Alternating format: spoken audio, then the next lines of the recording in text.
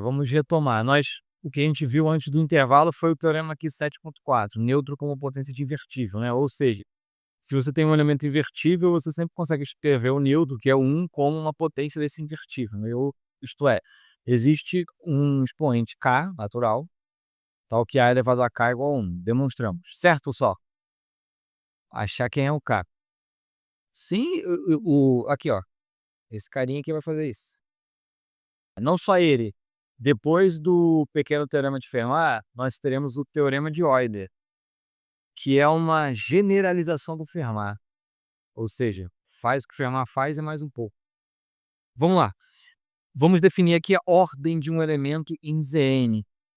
Definimos a ordem da classe do A em Zn por... Olha, a ordem de uma classe, a gente denota dessa forma aqui, O da classe, O de ordem. E a ordem de uma classe é o seguinte, sim, ele tem que se invertir, peraí.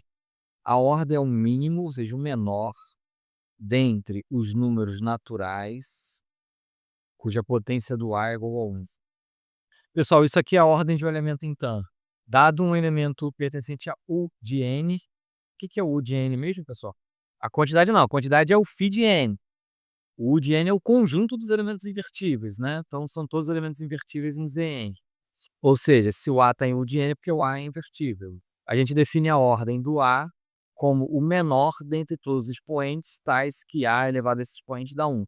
Então, aqui já dá um indício para a gente que existem, na verdade, mais de um K, né?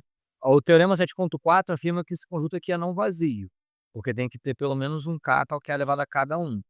E agora a ordem é definida como o menor dentre todos os expoentes, tais que A elevado a cada um. Quer ver? Por exemplo, vamos colocar um exemplo aqui. Exemplo. Vamos calcular 5 elevado a 6 em Z7. A Manuela havia perguntado se tem como a forma de calcular esse K, né? Aqui, por enquanto, a gente vai fazer por tentativa e erro. Só que como eu estou sem tempo, eu vou partir direto para o 6, mas a gente tentaria. 5 elevado a 1, 5 elevado a 2, 5 elevado a 6. Mas eu estou preocupado com o tempo aqui. Como é que eu posso calcular o 5 elevado a 6 em Z7, pessoal? Primeiro eu posso, por exemplo, fazer o 5 elevado a 2 e pegar o resultado elevado a 3, né? Isso é o 5 elevado a 6. Só que 5 ao quadrado é 25, certo? Mas quando é 25 em Z7? 4, né? 25 em Z7 é 4. E agora 4 elevado a 3.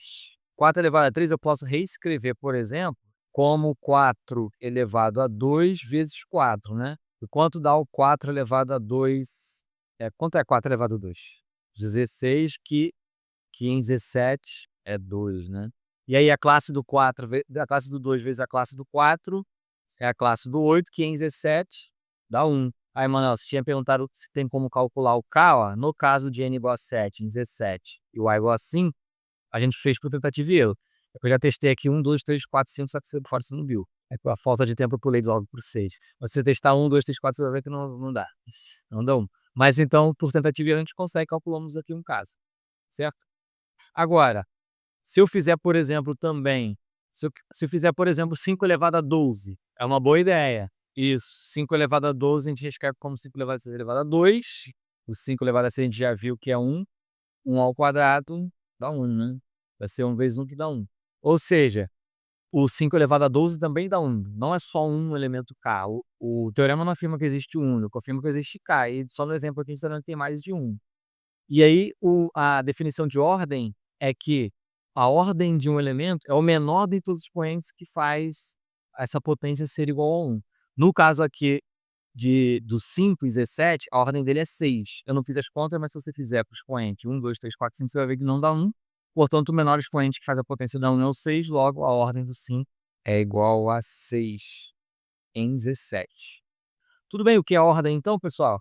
Estou tudo definindo elementos para a gente chegar aqui no pequeno teorema de Fermat e depois lá no teorema de Euler. Já vê que eu já botei o spoiler aqui, só falta um teorema até chegar finalmente no pequeno teorema de Fermat.